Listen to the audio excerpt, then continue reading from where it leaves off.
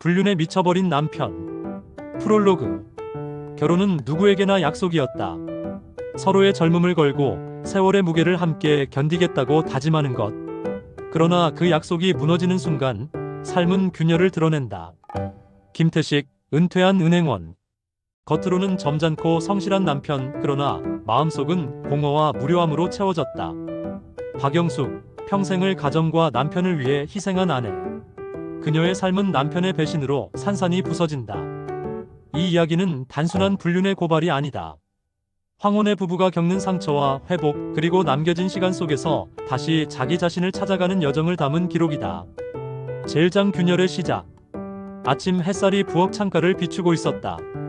영숙은 된장국을 끓이며 밥상을 차렸다. 평생 몸에 밴 습관처럼 반찬은 정갈했고 밥은 꼭 맞춰 지어졌다. 오늘 검진날이지요?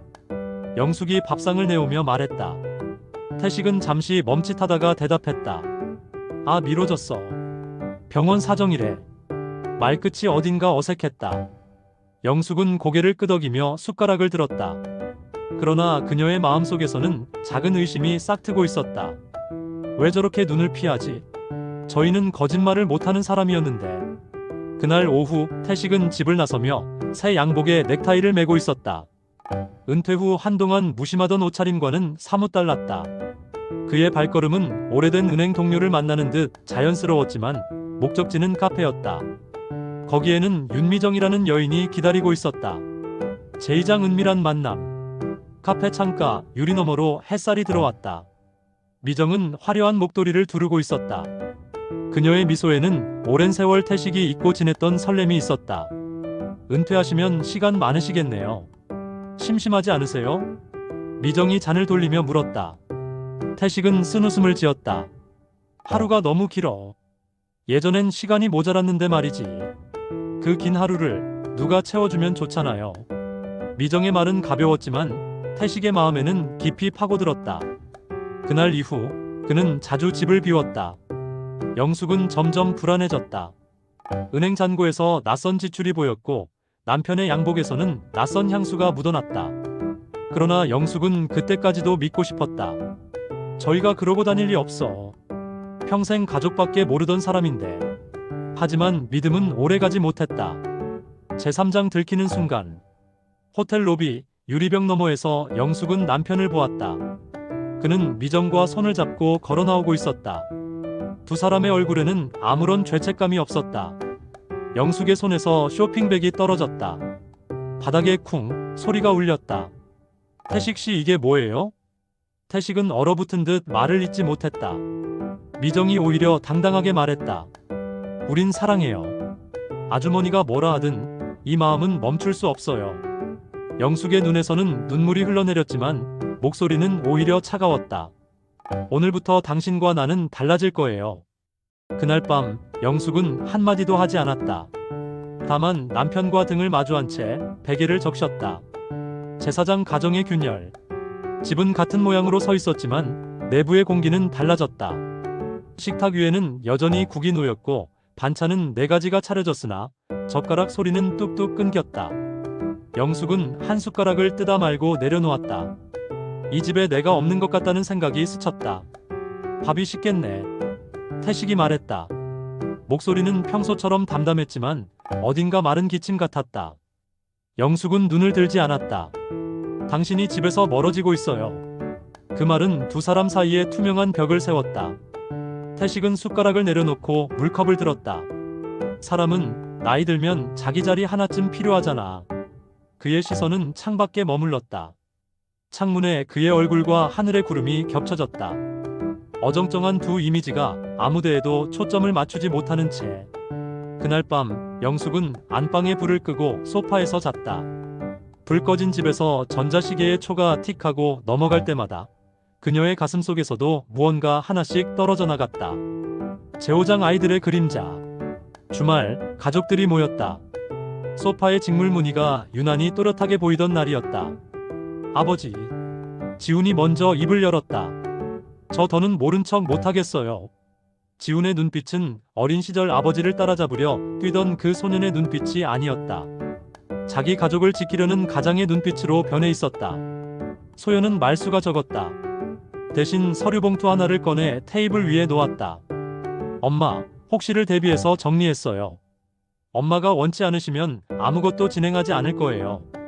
태식은 봉투를 보는 순간 어깨가 움츠러들었다. 그럴 것까지야.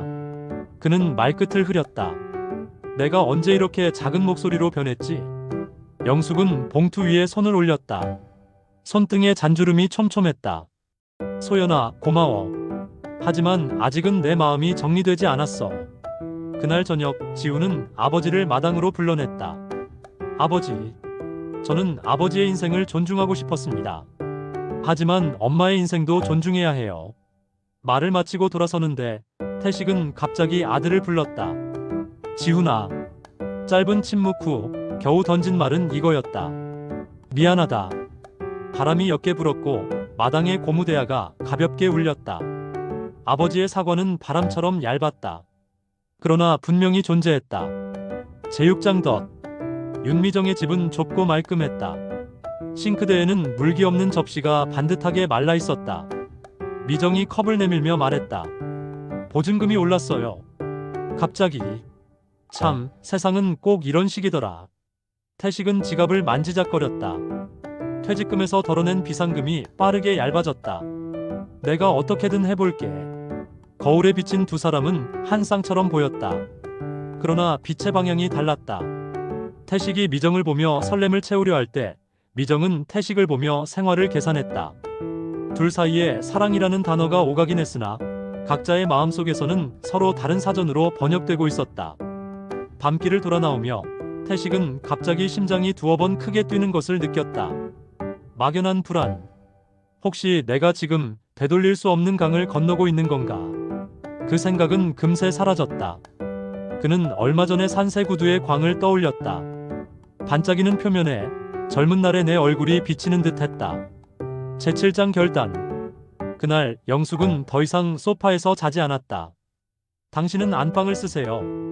그녀는 세탁된 침구를 안방에 깔아두고 자신의 작은 방을 정리했다. 벽에는 오래된 달력이 걸려 있었다. 기다림이라는 글자가 어디에도 적히지 않은 달력이었다.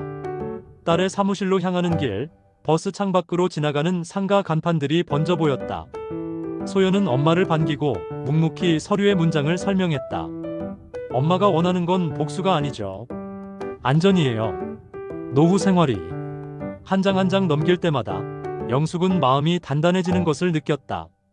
용기라는 것은 큰 소리를 내는 것이 아니라는 걸 그녀는 알았다. 나는 내 이름으로 서명하겠다. 밤늦게 집으로 돌아와 물을 마셨다. 컵에 비친 자신의 얼굴이 낯설지 않았다.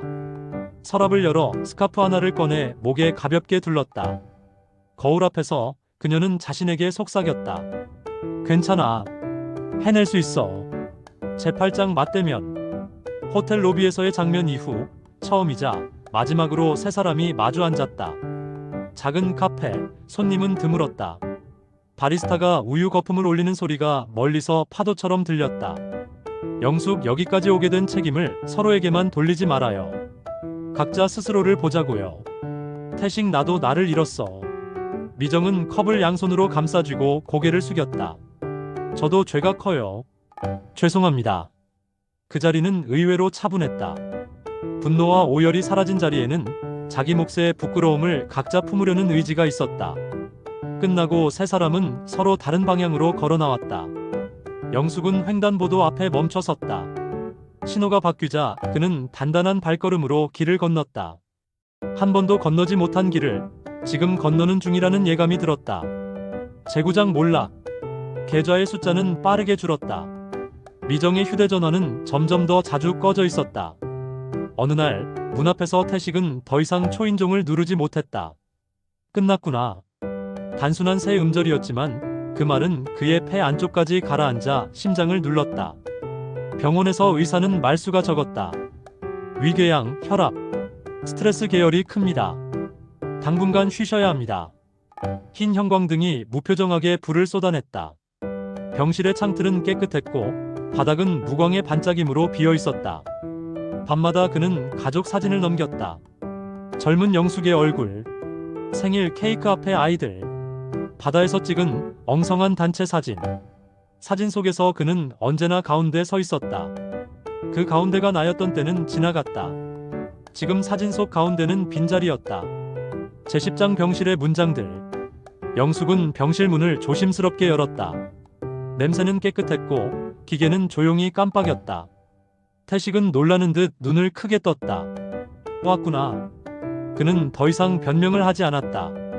대신 오래 준비한 듯한 한 문장을 내놓았다. 미안하다.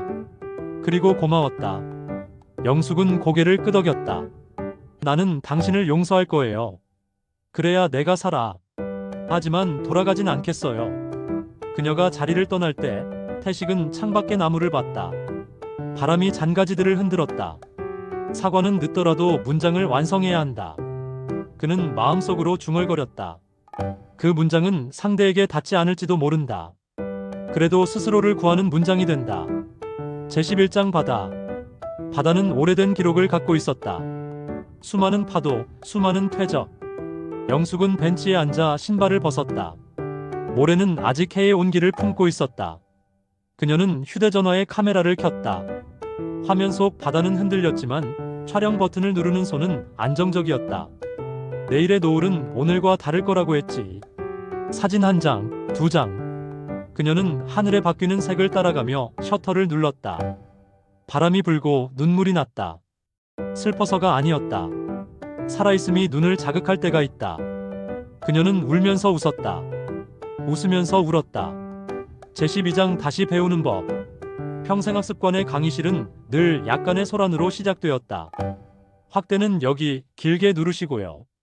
강사의 목소리가 밝았다. 영숙은 메모를 했다. 확대 길게. 마음 천천히. 해옥과 함께 셀카를 찍었다. 정면보다 조금 위에서 찍으면 자신감이 생긴다고 해옥이 귀띔했다. 우리는 늦게 배웠으니 오래 갑시다. 해옥이 활짝 웃었다. 영숙은 수첩에 적었다. 늦게 배운 길은 오래 남는다. 그 문장은 단번에 그녀의 좌우명이 되었다. 제13장 자존의 귀환. 도서관 낭독 봉사 첫날. 아이들의 호흡에 맞춰 문장을 읽었다. 옛날에 바람이 머물던 마을에 아이 하나가 손을 들었다. 할머니, 머물다가 무슨 뜻이에요? 영숙은 잠시 생각했다. 바람이 잠깐 쉬는 거야. 너희가 쉬는 것처럼. 아이들이 고개를 끄덕였다. 그녀는 웃으며 이어 읽었다. 낭독을 마치고 한 어르신이 다가와 말했다. 아주머니 목소리는 누구를 혼내지 않아서 좋아요. 그 말은 사소했지만 그녀의 심장을 따뜻하게 데웠다. 나의 목소리로 누군가의 시간을 부드럽게 만든다. 그 사실만으로 충분했다. 제14장 경계와 인사. 초가을 오후 카페 테라스에서 윤미정과 마주쳤다. 미정은 먼저 눈을 피하지 않았다. 그동안 죄송했어요. 영숙은 담담히 고개를 끄덕였다. 저도 제 시간만 보게 됐어요. 둘은 오래 말하지 않았다. 미정의 목도리가 살짝 바람에 흔들렸다. 이제 각자 살아봅시다. 네. 짧은 인사와 함께 각자의 방향으로 걸었다. 매듭은 길게 잡아당긴다고 단단해지는 게 아니다. 품에 쥐고 있던 끝을 제자리에 놓아줄 때 비로소 풀린다. 제15장 전시. 세대 공감 사진전 오프닝 날 작은 전시실에 사람들이 모였다. 영숙의 작품 제목은 바다 위의 길. 노을빛을 받는 데크 위로 작고 단단한 발자국들이 이어졌다. 짧게 말씀 부탁드릴게요. 담당자가 속삭였다. 영숙은 마이크를 잡았다. 손이 덜 떨렸다. 저는 오래 참으며 살았습니다. 참는 게 미덕인 줄 알았어요. 그런데 배운 게 있어요. 참는 삶에도 가야 할 길이 있고 그 길은 나를 잃지 않는 방향이어야 한다는 것. 박수는 오래가지 않았지만 관객들의 눈동자가 반짝였다. 전시장 끝에 선 준호가 가볍게 고개를 숙였다. 그는 말 대신 엄지손가락을 들어 보였다. 영숙은 미소로 답했다. 말이 지나치게 많을 필요는 없다. 이미 사진이 말했다. 제16장 메시지. 밤 병실. 태식은 휴대전화 메모 앱을 열었다. 손가락이 느리게 움직였다. 영숙아, 그대가 내 인생의 가장 큰 행운이었다. 고마웠다. 짧은 문장이었다. 그러나 그에게 허락된 길이 그뿐이었다. 메시지를 보내고 나서 그는 눈을 감았다. 창밖 가로등이 하얗게 번졌다. 늦은 사과가 용서에 닿지 못할 때가 있다. 그래도 사과는 사과다. 그는 그 사실에 잠깐 안도했다. 제17장 황혼의 동행. 전시가 끝난 뒤 영숙은 도서관에서 아이들과 작은 팟캐스트를 시작했다. 같이 읽는 시간. 첫 회차의 인트로 음악이 흐르고 그녀의 목소리가 이어졌다. 오늘은 바람이 쉬어가는 이야기를 읽어볼게요. 지훈 가족이 주말마다 전시장 근처로 산책을 왔다. 소연은 엄마의 사진을 휴대전화 배경으로 바꾸었다. 엄마, 이 사진 보면 마음이 차분해져요. 저녁, 영숙은 학습관에서 나온 준호와 길을 함께 걸었다. 선생님, 노을은 늘 바뀌네요. 그렇죠. 그래서 기다리죠. 둘은 걸음의 간격을 맞췄다. 천천히 무리하지 않고. 동행은 속도를 나누는 일임을 깨닫는 데에 큰 표정은 필요하지 않았다. 에필로그. 사람들은 종종 묻는다. 사랑이 끝나면 무엇이 남느냐고. 영숙은 아마 이렇게 대답할 것이다. 나 자신이 남는다. 그리고 내가 걸어온 길이 남는다. 태식의 병실 서랍에는 사진 한 장이 놓여 있었다. 바다 위의 길. 그 아래 작게 적힌 문장. 늦게 배운 길은 더 오래 남는다. 미정은 작은 미용실에서 일하며 살았다. 거울 앞에 선 손님들에게 어울리는 길이를 조심스럽게 가늠했다. 어느 날 거울에 비친 자신의 얼굴을 보며 생각했다. 남의 시간을 가져와 내 시간을 만들 수는 없다는 것. 지우는 아들의 이마에 입을 맞추며 말했다. 아빠는 내게 떳떳할게. 약속. 소연은 법정에서 변론을 마치고 창밖 하늘을 올려다보았다. 구름이 천천히 흘렀다. 정의는 크게 외치는 목소리만의 것이 아니다. 누군가의 일상을 잃지 않게 지켜주는 조용한 방패이기도 하다. 그리고 영숙. 그녀는 매일 아침 작은 수첩을 열었다. 첫 페이지에는 이런 문장이 적혀 있었다. 나는 오늘도 나의 이름으로 산다. 바람이 분다. 파도가 온다. 또 물러간다. 그 무수한 왕복 속에서 사람들은 각자의 길을 배운다.